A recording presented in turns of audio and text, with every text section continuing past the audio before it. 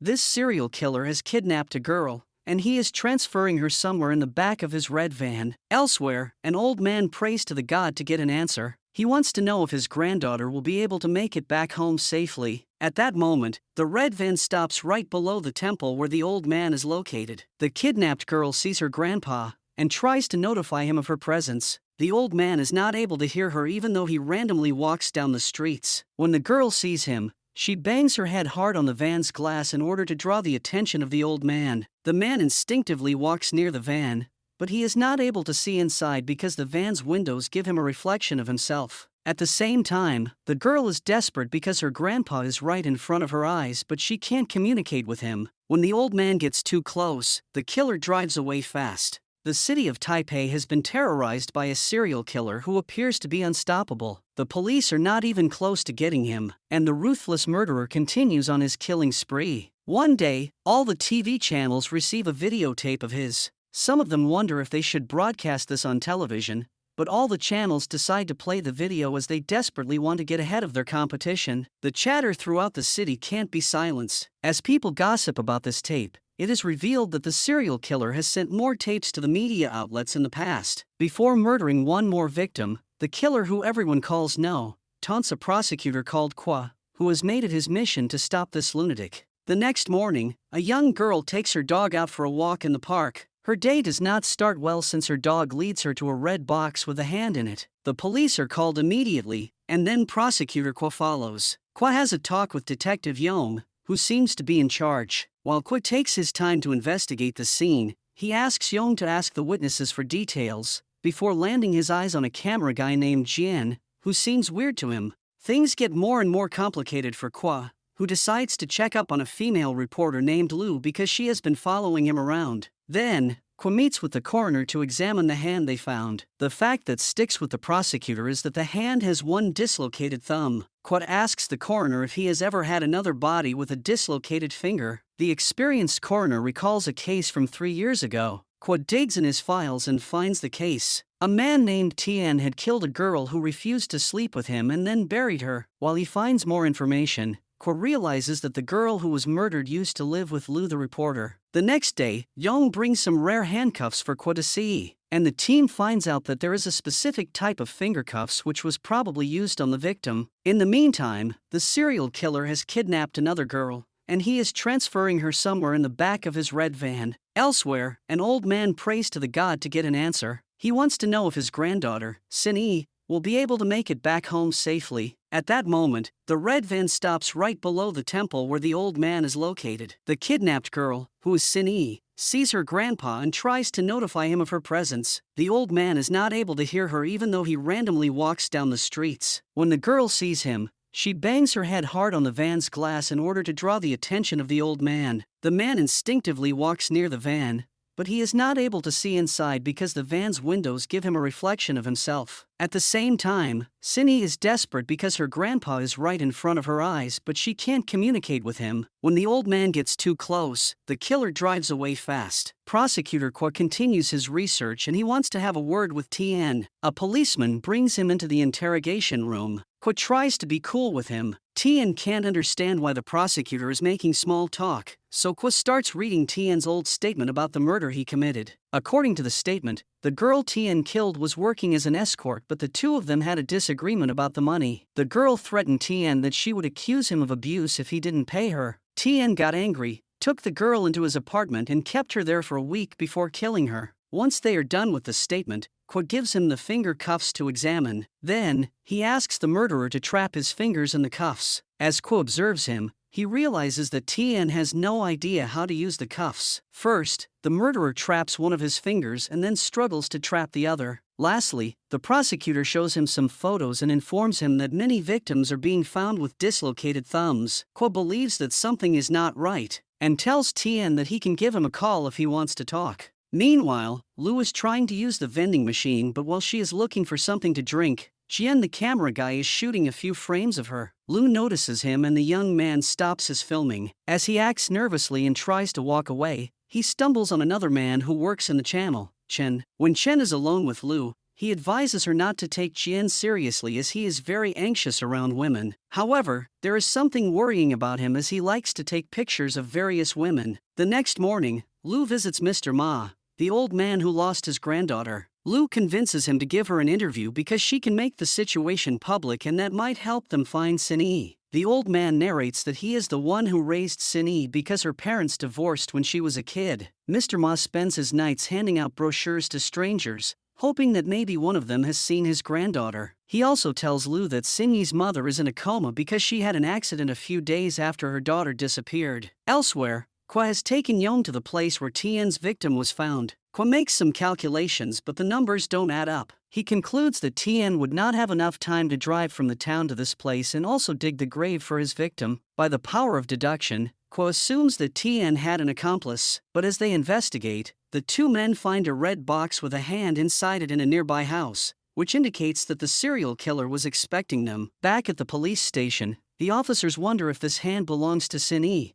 But when Mr. Ma comes to the station, he tells them that this is not her hand. His granddaughter has a burn mark on her hand. Kwa follows the old man back to the temple because he wants to have a look at Sin-Yi's stuff. As he finds out, the girl used to hang out at a club called Kink, where Lu's friend used to hang out 3 years ago. Kwa takes Yong along and they visit the club. While they start asking questions around, Kwa notices the camera guy creeping around. Things take an unexpected turn when Yong sees his daughter, Ju Tong, working as a dancer in the club. Yong tries to take her away by force, but that creates chaos inside the club, and Ju Tong gets the chance to run away with her friend. That night, Mr. Ma receives a phone call from No, who makes Sin-Yi scream for the old man to hear. Then, he clarifies that if Ma wants to see his granddaughter, he has to do exactly as he is told. No instructs Mr. Ma to crawl on the ground and bark like a dog until midnight. The old man has no other choice, so he starts crawling on the ground through the city streets. 2 police officers try to get him up,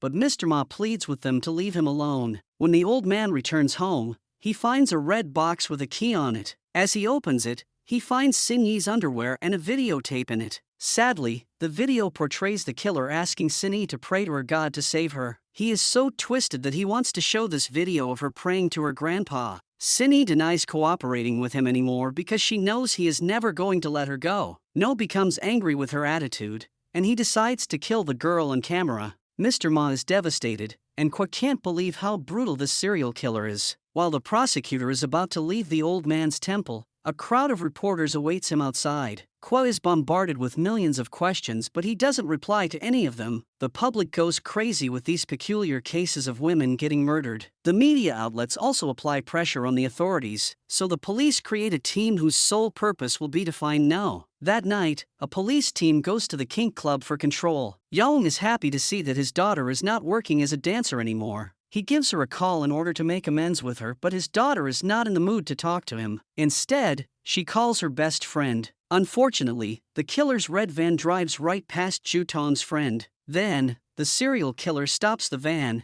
and abducts the girl. The next morning, Lu and her co-workers are called for a meeting by their supervisor and one of the main anchorwomen of the channel, Yachi. The boss wants her team to come up with ideas so they can get more people to watch her show. And somebody recommends getting an interview from Mr. Ma. Yachi believes that the old man is not going to talk to anybody, but Lu says that she can try because she knows him. Elsewhere, Kwa is riding with Yong, who is worried about his relationship with his daughter. The officer's words bring some painful memories back in Kwa's head, who recalls an unpleasant moment he had with his father in the past. When he gets over it, he tries to calm Yong down by telling him that his daughter will understand his concerns when she grows up. Then, the two of them have a talk with one of Sin-Yi's friends, but they don't discover any new or valuable information. That night, Yachi has Mr. Ma as a guest on her show, but things go sideways when she starts accepting calls from her viewers. They blame Mr. Ma for raising an unethical daughter since she used to hang out in that kink club. After the show, Lu has a fight with Yachi because she believes that the anchorwoman used Mr. Ma to raise the stats of her show. Soon, Sin-Yi is found near a Christian temple. As it appears, the serial killer spends quite some time getting to know his victims. He knew a detail that not even Ma knew,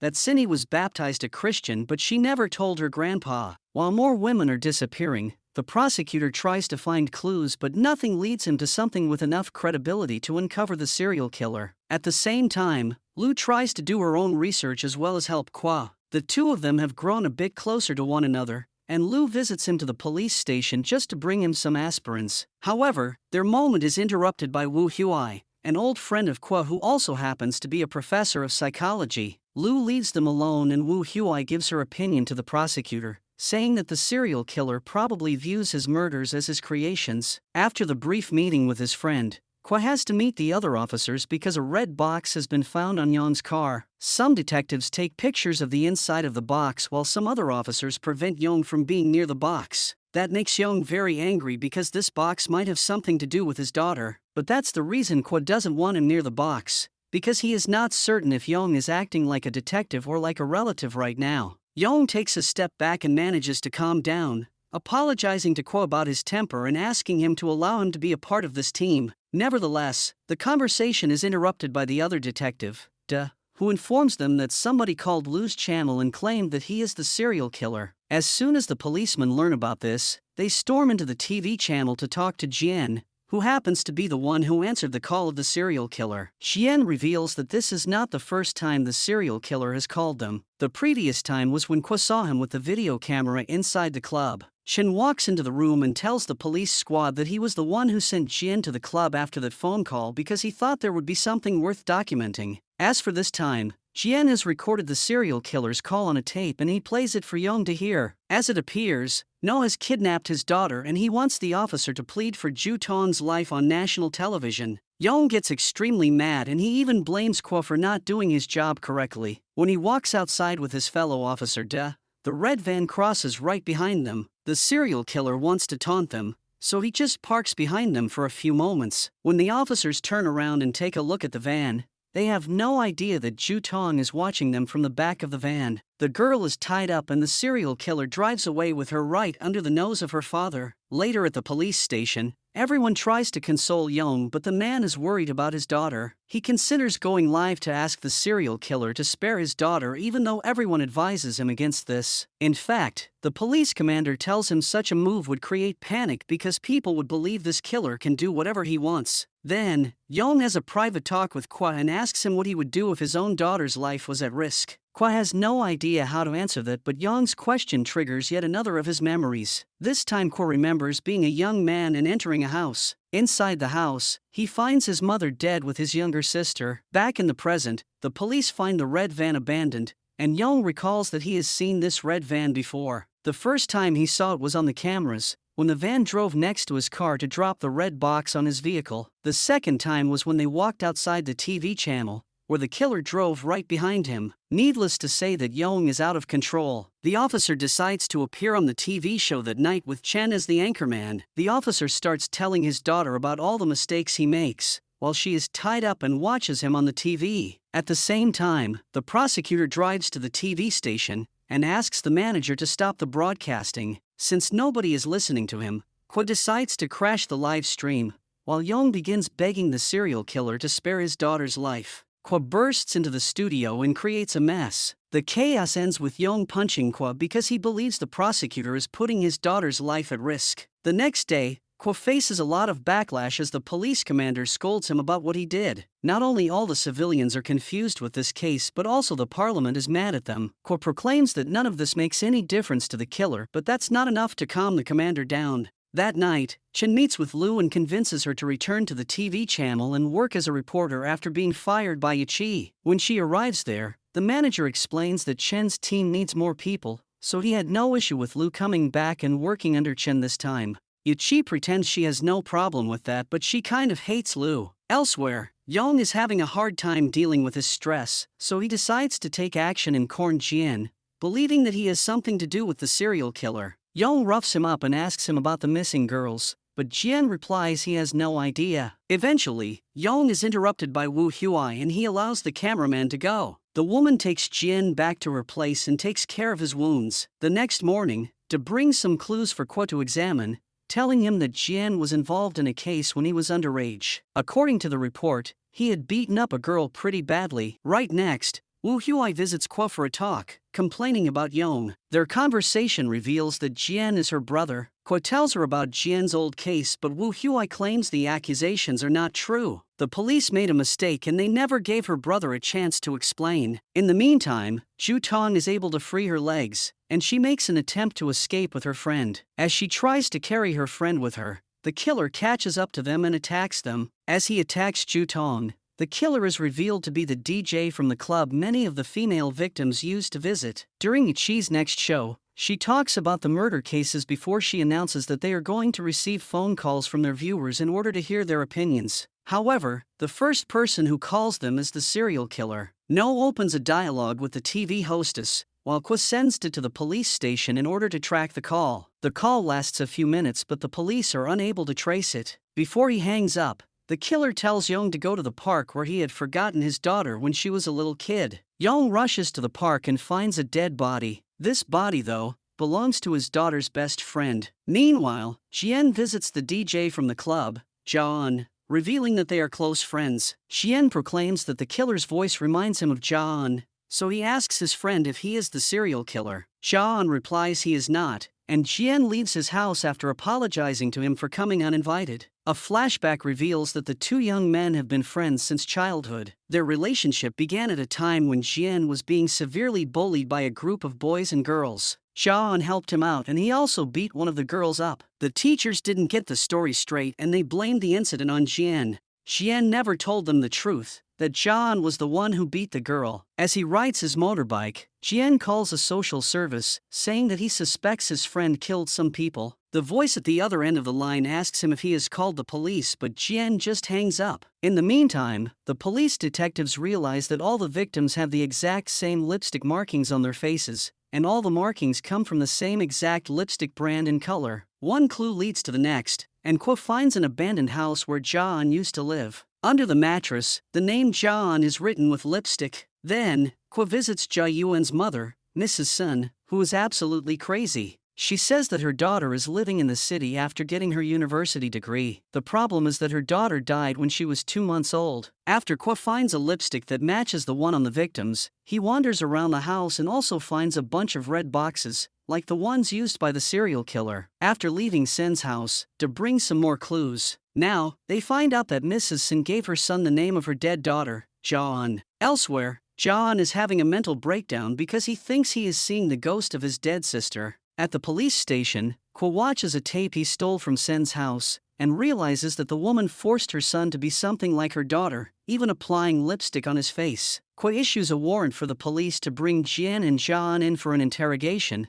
but they can't find the DJ. However, Kwa pressures Jian to tell him if he knows where his friend is, and the latter gives them Jia Yuan's location. When Jaon is brought, Kwa has put the clues together. Jia Yuan's mother not only dressed him as a girl but she also made him act like a girl. She was using her son as a replacement for her dead daughter. Kwa assumes that Jaon hates women and he feels some sense of relief when he kills them. Jaon gets mad and confronts Kwa, but right at that moment his lawyer walks into the room and takes Jaon away before Kwa can crack him. That night, Da has a couple of drinks with his friend Yong, who advises him to be more serious at work. He says this because he is not sure for how long he will be around. Then, Yong buys an illegal gun and starts following Jaon in his red car. The serial killer lures Yong to an abandoned building, ambushing him and getting the upper hand in their fight. Despite this, Yong uses his gun and takes control of the situation. Yong beats him up for a little while but Jaon fights back. After a few blows, Yong puts his hands around the killer's neck and chokes him. Jaon pretends to be dead but then snaps back up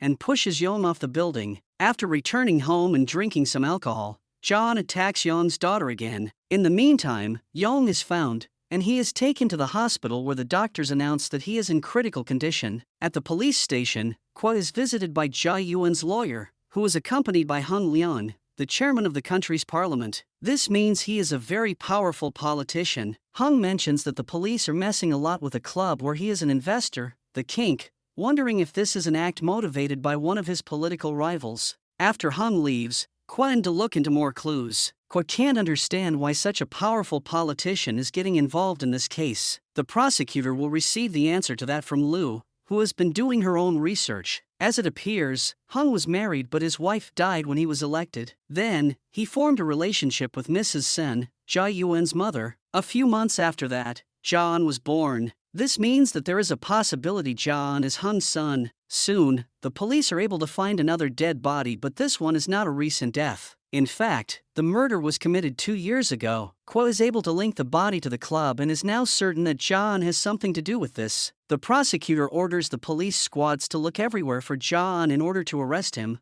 but they can't find him. In the meantime, Jian tries to find his friend because he wants to help him become a better person. Jian finds John preparing for a trip and asks him where he's going. The two of them engage in a discussion, because Jian wants to convince his friend to tell him the truth about what's going on and if he is really a serial killer. On the other hand, John wants Jian to get in the car with him so they can go. At that moment, Jian hears a female voice screaming from inside the trunk. John prevents him from opening the trunk, but Jian pushes him aside. John is already stressed out and angry, but he becomes even angrier when he starts seeing the ghost of his dead sister again. He grabs a rock, hits Jian with it, and puts him in the back seat. As John tries to escape, he drives right by the police vehicles. Jian wakes up and starts talking to his friend because he wants to convince him to give himself in. Nevertheless, John is completely out of control as he sees his sister's ghost everywhere. He drives madly as he screams for his sister to die. Eventually, he sees her ghost standing on the road and he tries to run her over, but since there is nobody there, the car falls off a cliff. Later, the police find the car. Kwa is informed that both John and Jian are dead. However, there is a girl's body in the trunk of the car and she is alive. The best news is that the girl is Ju Tong, Yong's daughter. The girl has to be transferred to the hospital and there is still hope she can make it. In the following days, the news report this incident and they also wonder if this case is closed. The police find one more dead body missing her right hand, but it is not clear if this body is connected to John. Wu Huai comes to the morgue to identify her brother's body,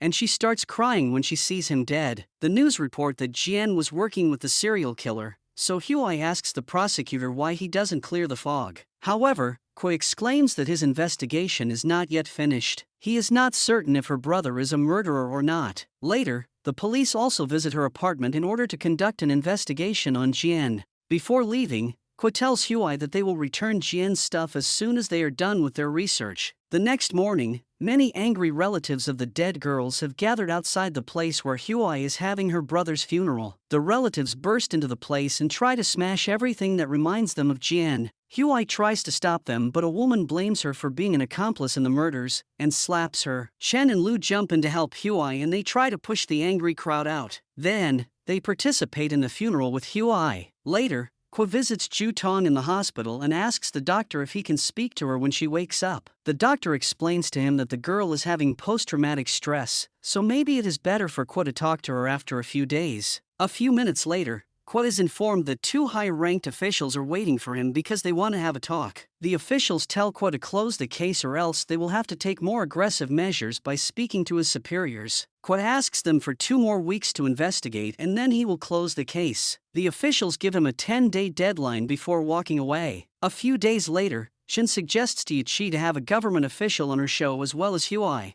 so they can have an open dialogue on the case. When the show is on air, things start slow, but Yichi soon turns the heat up by cornering Huai. Huai snaps back at her and says that her brother was the most polite person on the planet, so there is no chance such a person can be a killer. Shen decides to speak up and tells Yichi to stop attacking Huai. On the other hand, he starts speaking about possibilities. If Jian is innocent, then it would be possible that the serial killer worked with a different accomplice, who might be watching over them right now while he prepares to kill his next victim. New evidence links John to an adult club called Sodoma, which was shut down by the government due to its aggressive adult content and live shows. When Yichi hears that, she plays a tape from an old documentary that Chen had produced talking about the club. While watching the video, Yichi sees John appearing in the background. At the same time, Mr. Ma comes to visit Kwa because there is something that feels strange to him. The old man believes that the killer who called him and the killer who called the TV channel is a different person. Ma proclaims that the one who called him sounded older and he was more certain in his words. According to his opinion, the one who called the TV channel was not like that. One day later, Kwa finds out that Tien, the murderer from the case 3 years back in time, asked to see his father. Kwa visits him and tells him that he can't do that but he has something to offer. Tien can tell him the truth about John, and he will stop being considered a potential old accomplice of his. If he does tell the truth, they can change his statement and he will be set free because he will have no involvement with any of the murders. While Kwa lets Tien think about it, Chen calls for a taxi, but the taxi driver is not a random person. He is Kwa's uncle, Koen, who raised him after his family was murdered by a guy to whom his father owed money. When Koen returns to the house, he calls Kwa to get outside his room in order to grab some food. Once they see each other face to face, Koen tells him that he had Chen as a writer tonight. Chen somehow knew that they are related and he was asking many questions about Kwa. Those words make Kwa suspicious. He starts thinking that Chen has always been close to all the murders either as a reporter or in an indirect way. Plus, he fits the character of a narcissist, a person who always wants all the attention on them. A flashback takes us back to Chen's childhood years, when it became apparent he was a sadist. The boy always wanted to cause trouble while he tricked others into thinking that he was just an innocent kid. Back in the present, Yachi sets up a meeting with a man named Tang, who was the owner of the Sodoma Club. Yachi gives him some money in exchange for something, but when she opens the folder the man gave her, she only finds a letter with nothing on it. Tang attacks Yachi and throws her in the back of a car, but his plan goes sideways when he is attacked by Chen from behind. The series cuts a few years back in time and we now see what has happened in Chen's past. He started out as a reporter who would do anything to capture a good story with his camera. He soon discovered that he liked causing people pain and joined the Sodoma Club to watch extreme adult shows. After meeting Jaan, he found him with his first victim and helped him bury the body. The two of them were psychos, so they immediately clicked. They became friends and attended the Sodoma Club together. One night, the two of them attacked the live performers and they also met Tien, who seemed to share the same tastes as them. But things got out of hand soon. The three of them abducted and tied a woman up, Lu's friend, wearing masks so they could not be recognized. Tien was not participating in the abuse but rather was taking pictures. When things got really dangerous, he tried to stop the other two, but Chen killed the girl. Then, he abducted Tien's father to convince him not to talk to anyone about what happened. Back in the present, the police find the body of Tang,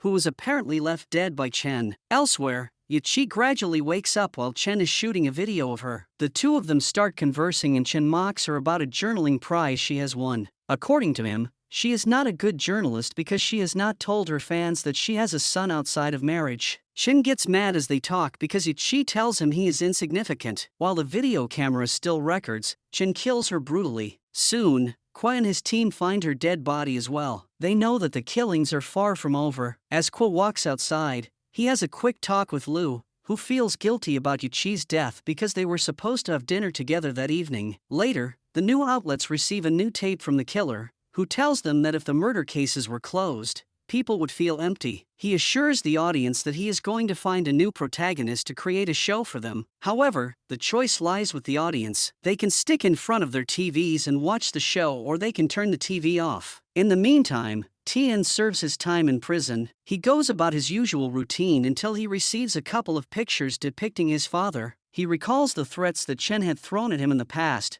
wondering if his father is going to be okay. The next morning, Kwa spends some time with the manager and the editor of the TV channel. He has asked them to review the tape with Chen's documentary on the Sodoma Club. Kwa asks the editor why Yachi asked to see the same tape a few days earlier, trying to figure out if there is any evidence here. The editor explains to him that she wanted to find out more information about the club as well as its owner. Kwa also wonders if the manager knows anything out of the ordinary about Yachi, but he does not. He tells Kwa that Yachi always came alone at work and she always left alone. In any case, Kwa takes the tape for further research. Later, Kwa wants to have a talk with Chen, so he asks his partners to bring him to the police station. Det and the new detective who took Yong's place, Yun, find Chen at a book presentation, but this is not just any book. It is a book he has written about the murder cases. The police squad asks Chen to go with them. The journalist and writer agrees to go with them. But before he goes, he tells the crowd he believes the police are doing a lousy job.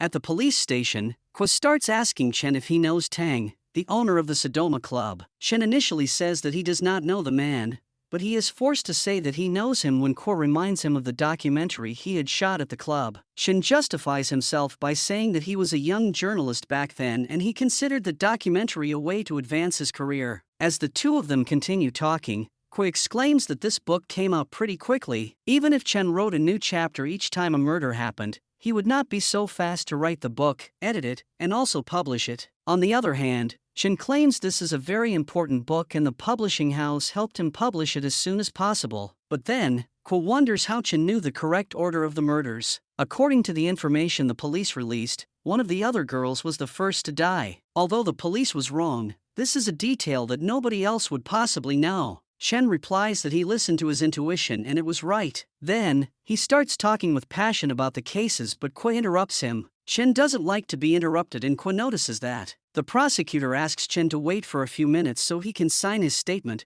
but the latter is annoyed Kui is not asking him his opinion about the serial killer. Soon, Chen returns to the channel, and Lu hears from him that he was questioned by the police. Lu wonders what's going on and she proceeds to meet with Kui immediately. Nonetheless, the prosecutor tells her that there is an ongoing investigation and he can't reveal sensitive information to her. Meanwhile, Wu Huai visits Tian because she is the therapist watching over him. The guards have informed her that Tian is not in a good mental condition, so she wants to know how he is doing. Tian begins by telling her that he is not a photographer. He just lied to everybody and they believed him. He lied so much that he believed the lie himself. There is something about the camera lens though. He feels safe when he is behind the lens and it is like he does not participate in whatever is going on in front of the lens. Huai acts cleverly and she asks him if he wants to talk about something that happened in front of the lens. Tian feels guilt about what happened in the past, saying that the girl was killed in front of his eyes and he did nothing about it. Then, she asks Huai to tell his father that he loves him,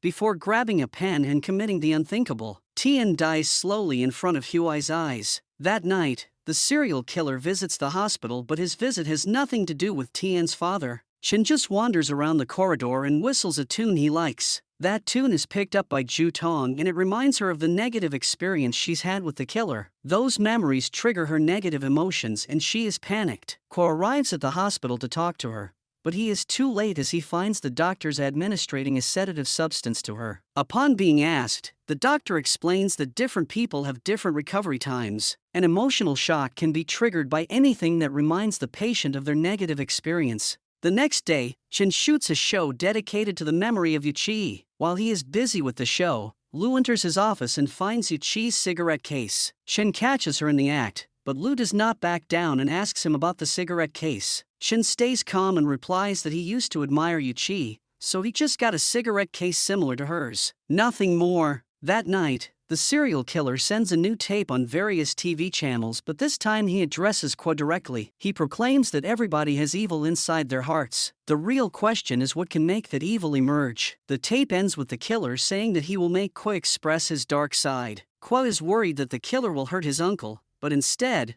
the prosecutor is called because a new body is found. Unfortunately, this body belongs to his friend and ex-girlfriend, Wu Huai. Kui is infuriated and decides to corner Chen in a parking lot. Kui attacks him and lands a few punches, but then Chen starts evading his attacks while telling him that Huai's death is his fault. Chen says that Huai was already dead when he threw her out of the building. Kui unleashes another attack and beats Chen. Then, the serial killer starts mocking Kui while telling him that he crashed Huai's head. At that moment, Kui pulls a pistol and shoots him a couple of times. With a feeling of catharsis, Kui walks away slowly. A few moments later though, Kui's friends from the police station find him waiting patiently. While De is ordered to arrest Kui, Chen is taken to the hospital. Chen is still alive and he makes a public statement about the incident, pretending he is a victim of the authorities. Soon, Chen is good to go and he returns to the TV channel. However, he is met by the channel's president who is not in a good mood. He wants Chen to stay away from the channel because he is a suspect in the murder cases and this fact harms the channel's credibility. Chen attacks the president but then cracks into laughs, saying that he is just joking.